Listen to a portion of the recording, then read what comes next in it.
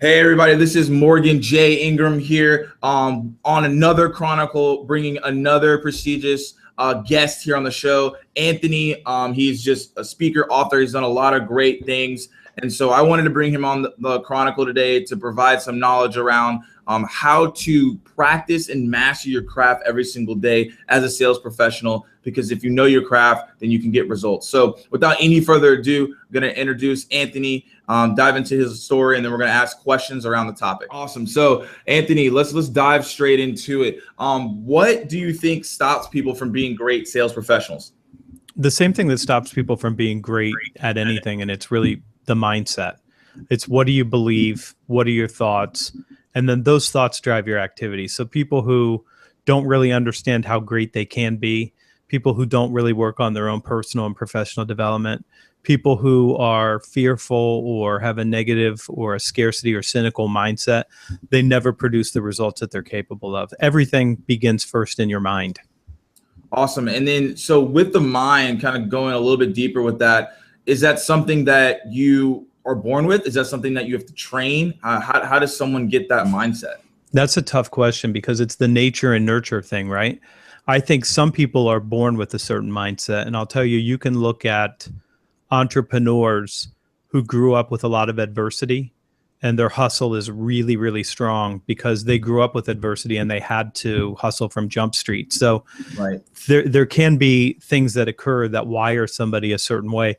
But the most interesting thing for me, Morgan, is that you can make a decision to be infected with whatever beliefs you want to be. If you watch the news, you spent yesterday, if you're the kind of person with a negative mindset, you spent yesterday watching the news to see what the electors did in the Trump versus Clinton thing. Right. If you're a hustler, you knew for a fact, if your mindset was strong, you're going to figure out something to do. It doesn't matter who is elected or what kind of events occur. Right. And I think that we get infected with all these beliefs that the things that are happening on the external world are what impact our results. And it's not true. The greatest individual contributor to your success is you. And you can decide at any time to be infected with better beliefs by looking at people who have something you want and understanding what they believe about it and how they act. Awesome. And so let's definitely reach out on that and dive into it. What should someone do every single day to master their craft as a salesperson and as an SDR? You know, it's really an interesting question because I don't think that we talk about this enough, and I don't think we spend enough time thinking about it. Right. We go to work and we sit down and we do what we did yesterday over again without spending the time to think intentionally, what am I trying to do? And what are we really trying to do when we sell? We're trying to do a couple things. We're trying to have a conversation around future value. How do I help somebody go from their current state to their future state? We're trying to ask for a number of commitments that move that process along. But most of all, we're trying to create a preference. And I don't think that anybody ever tells salespeople, you're supposed to be selling in a way that creates a strong preference for you, for your company, and your solution. Instead, we just let them go through the motion. So if your job is to create a preference for you, you have to get better than you were yesterday, and you have to be better than your competitor is today. So you need to be introspective enough to know, what am I doing?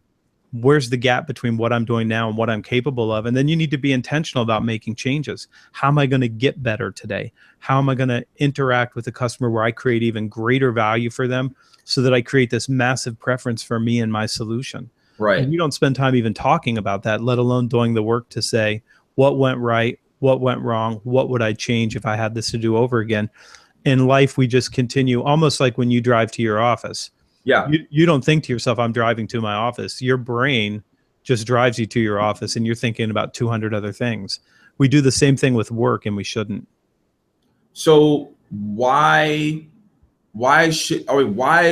can change this, right? How can we as sales professionals, SDRs, change that mindset of actually reflecting on it? And then how do you do that? Is it once a day? Is it once a week? What's that process look like?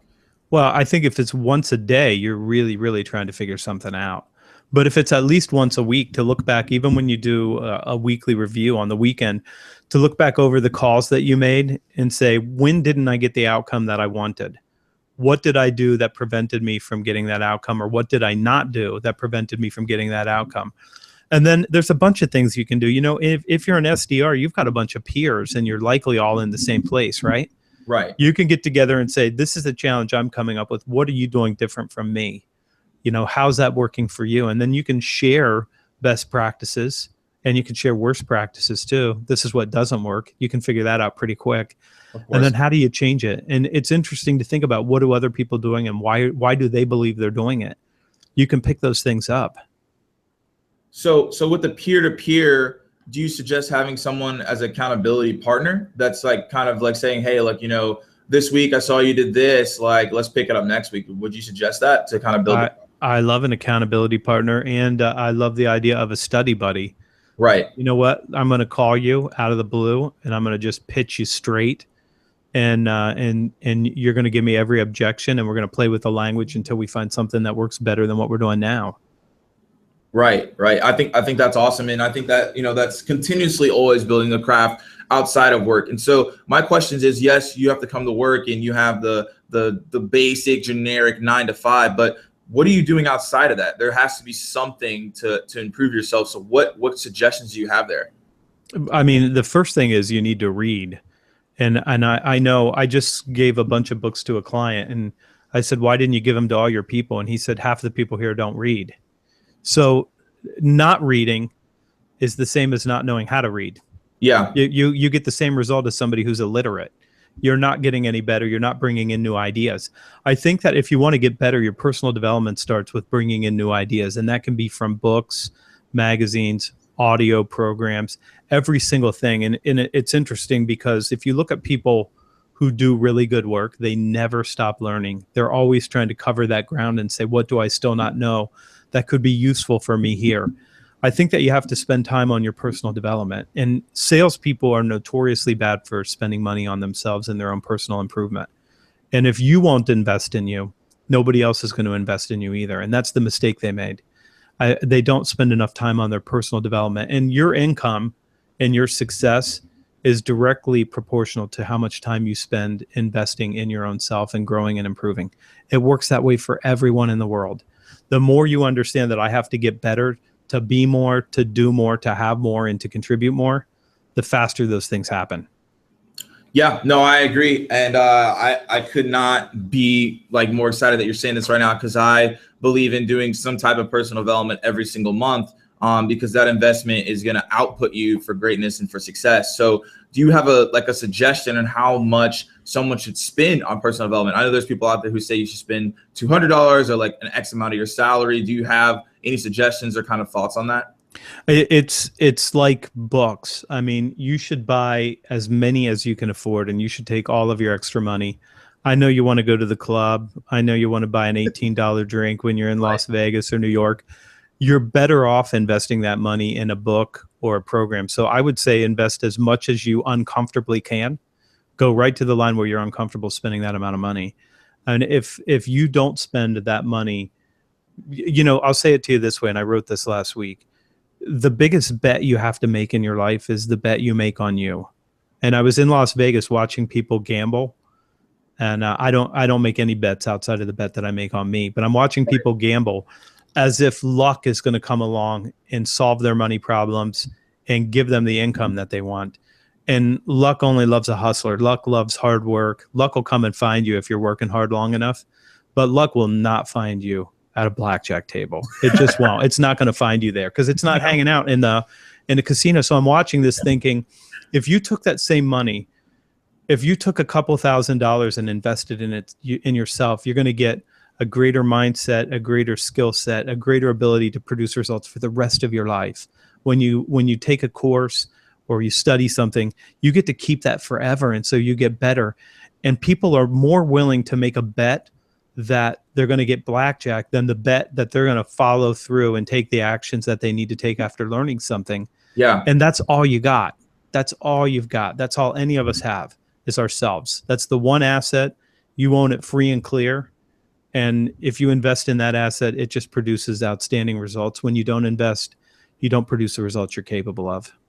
Yeah, and that's completely right. And it's actually surprising. One of the things that I, do not like at all is people who complain about certain things and why it's not happening for them, and yet on the weekend, they're out there just, watching football all the time, or just watching all these TV shows, or just out and about, which isn't wrong, but you can't complain about it and have this type of behavior. So do you think it's a type of maybe self-confidence that people have, or is it something that like, I actually know I need to read, but I don't want to build the skills because then I don't have an excuse of why I don't have success? There are two kinds of people, Morgan, that you see. There are people who believe that everything in their life happens because some external force. Right. And there are people who believe that everything in their life happens because of an internal will and a decision and an intention that they have. And people who are externally focused, if you're watching the election and you're upset about it, that's external to you. And it's an excuse to not be who you have to be and do what you want to do. Right. I'm absolutely going to watch Ohio State play Clemson. It's not a possibility for me not to watch it. But that will be one game. That won't be 8 games. I'm not watching every bowl game this year. I'm not watching every football game, because the things that I want, I'm not going to find on television in any way, shape, or form. That's a distraction from what most of us should really be doing. And I watch an hour of TV a week, minus a football game here and there when it's football season. But an hour is entertainment. 8 hours, you're treating it like it's your responsibility. And it's not your responsibility. It won't further your life in any way, shape, or form. I'm not saying don't watch football, watch it, but I'm not saying don't watch whatever it is that you want to do, but you've got to focus first on yourself if you want to grow and develop and become who you're capable of becoming. Yeah, no, I couldn't agree more. And so with that, I know we talked about this, but is there like a amount of time that you spend on personal development every day, mastering your craft? Because, if you don't master your craft, you're not going to master anything. So what's the time that you're allocating each week, each day, each month? I mean, it's going to be different for different people where you are. I mean, I spend more time thinking and writing and making adjustments because that's part of who I am and what I do. Right. For you, if you're an SDR, you're a young guy, you've got other stuff going on. I mean, a half hour a day, just setting up your day, reflecting on your day, writing down in a journal what you learned, that's going to transform your results over time, just because you're going through the process of thinking, what am I doing? Why am I doing it? What result am I seeing? What would I change? How do I adjust? A half hour a day is transformative. For some people, an hour a week can be transformative. I don't know why, if you're in Atlanta, right? Yeah, I'm in Atlanta. With the worst freeway in the world, the 285, right? Yes, the worst in the world. There's no worse freeway than 285. But if you're going to be on the 285, put an audio program on your iPhone and listen to an audio program, and you're getting a university level education in whatever it is you're learning. Right. While you're driving to work and from work. When you're going to sales calls, if you leave the office and you go make a call and you're going to be in the car for 20 minutes, that's 20 minutes you can devote to your personal development by listening to something that you wouldn't otherwise listen to. Yeah, no, I mean, I think that's completely understandable. For those of people watching, I live in Atlanta, Georgia, and 85 is the worst. That's not being exaggerated. It's actually the worst highway I've ever been on. I've been on there for 3 hours and I was only 5 miles away from my location. It's an excellent parking lot. It is. It is not a good freeway. It's not. It's really not. But the biggest thing is that, like, yes, so like I'm in the car for a long time, so I just made the decision to be like, hey, look, like I'm just gonna listen to more podcasts and listen to more audiobooks. And during that time, I've definitely learned a lot more, because it's like, when you get home, some people are like, oh, I want to chill, but like you're in your car, like what else are you doing besides listening to music? Like you can definitely put on some type of audio tape or re-listen to a call. So yeah, I agree to your point. Especially if you live in Atlanta, like you need to just listen to audiobooks. You better have a plan. Yeah, no, you need to. So I guess a couple of suggestions for people that are listening and tuning in. What are some books and some audiobooks that you would suggest they start reading now to build that craft? I don't know that it matters so much what. I mean, I think that the broader and the wider your appetite and the more different things that you pick up, the better. Like I've got a book behind me by Howard Bloom called The Lucifer Principle, a scientific expedition into the forces of history that will explain how cultures develop and how people get infected with certain sets of beliefs.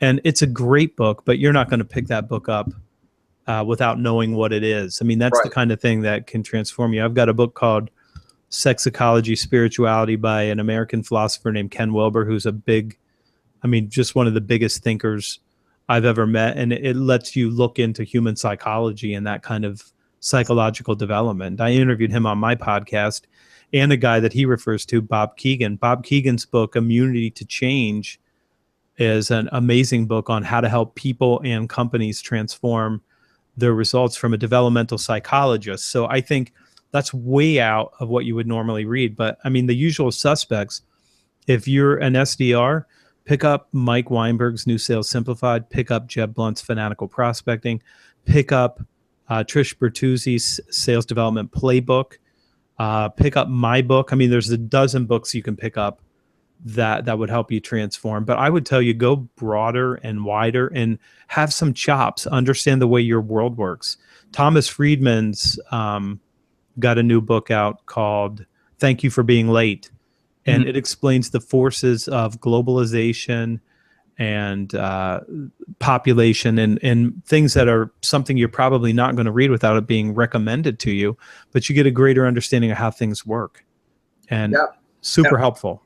I think you're right. I mean, I've read books that are not just business books, because a lot of people gravitate towards that in the beginning, and not just like, hey, improve your mindset. I think that learning about psychology, learning about history, even reading people's autobiographies is something very special, and you can learn a lot from. So I know that you mentioned a lot of books, and we've been talking about books, but let's talk about like the actual practicality. Like, when people read books, they need to learn that they actually need to like apply it. So do you suggest, like, right after you read a book, to go out there and apply it immediately, or do you take a chapter and apply that one thing that chapter said?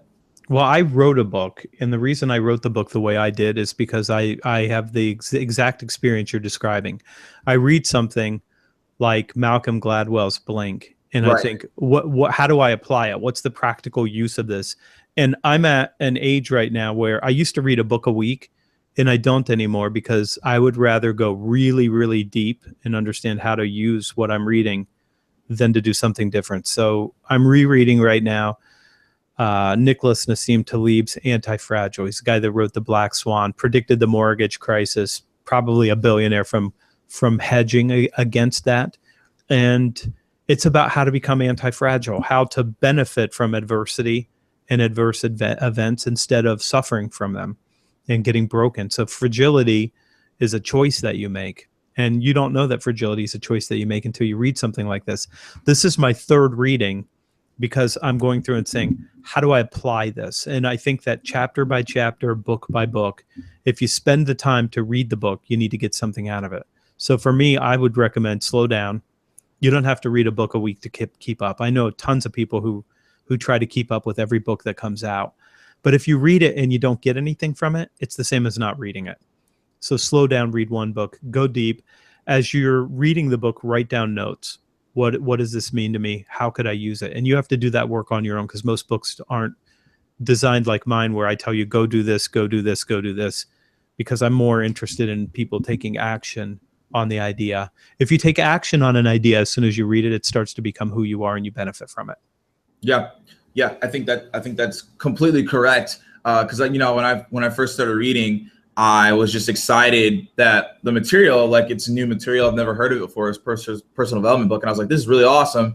And then I realized, like, nothing was actually changing. I was just more excited. And then I realized, wait, I got to actually, like, do what it says. People forget that, like, you read a book, it's awesome, but it's like, let me actually apply it to my life. And I think that for me, that's when things started changing, is the application of those things. And I think that also, and you can kind of talk more about this, I find it more beneficial to actually get a book and actually have peers read it with me, so then I can actually feel like I'm actually reading it more, because I'm getting different perspectives.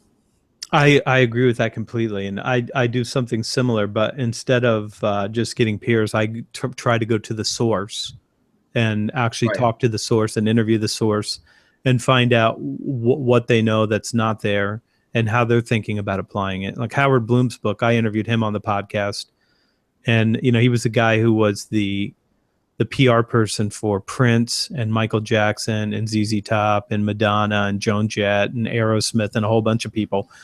And I wanted to learn how he thinks about applying culture to the job of actually making people stars.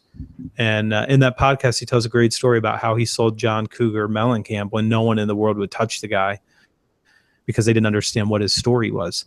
And that's the kind of stuff that you start to get lessons from when you do that. I mean, you get with peers because you test the ideas against each other. That's how college is. I mean, when you go to a university, everybody reads the same thing and you discuss it together, right? You don't have to go to college to do that. You can do it during your lunch hour with a couple other people who are willing to hustle with you. No, I agree. You got to find people who are willing to read and actually apply and actually, you know, benefit your life to master the craft. So, Anthony, I know we're closing down on time here. Want to ask one final question. What is the one thing that you would tell SDRs as they start the career, and even for long-term people who are still in the career? Man, this is a tough one, but I'm going to give you tough love on this one. Everybody hates you, and here's why. For many of you, your company thinks you're supposed to be qualifying. And when you're qualifying and that's all you're doing, you're not creating value for the customer. And then when you create a ton of value and you hand off a deal to a salesperson, they hate you if you do the value creating. Okay, so now this is where it gets real. So stay with me. I'm with you. If everybody's going to hate you for what you do anyway, do the right thing. Your job is to create so much value for that prospect that they can't wait to take the next step with you, with your company, with the salesperson. You have to be a value creator, and you have to grow and learn, how do I interact with people in a way that helps benefit them? And the faster and the sooner you figure out your job as a value creator is to help this person figure out what they need, what changes they need to make, and how to make those changes, the easier your job is going to be. And the more likely is when you end up on the outside, you're already prepared to do it because you've been doing it already. So people are going to be mad at you, but if they're going to be mad at you, let's make sure it's the client that's not mad at you, the person that you're talking to. Is that a fair enough statement? No, that is a fair statement, because I mean, you're right. Yeah. If all you can do is qualify me and ask me if I have a budget, if I have the authority, if I have a need and a time, you know, then you're not creating a ton of value for me.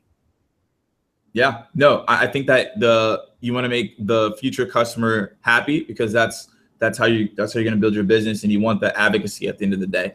And let me just finish this off by saying, if you did a bunch of value creating and you hand it off and the salesperson is upset that you did a really good discovery visit and you've helped shape the thinking, they should get over themselves and become a better sales rep, number one. But number two, give them a good handoff and say, I did all this work. I need you to go back over this ground. Just give them a good handoff. Yeah, no, I agree. The handoff is super important. I've talked about this before. If you have a good handoff to your AE, it's going to make both parties win at the end of the day. So I agree with that 100%. So Anthony, thanks so much for being on the show. Hopefully you guys will learn how to master your craft daily and be better sales professionals and SDRs. Anthony, thanks so much for hopping on the show. And as I always say, guys, keep dialing, and we'll see you guys soon. Thanks, man.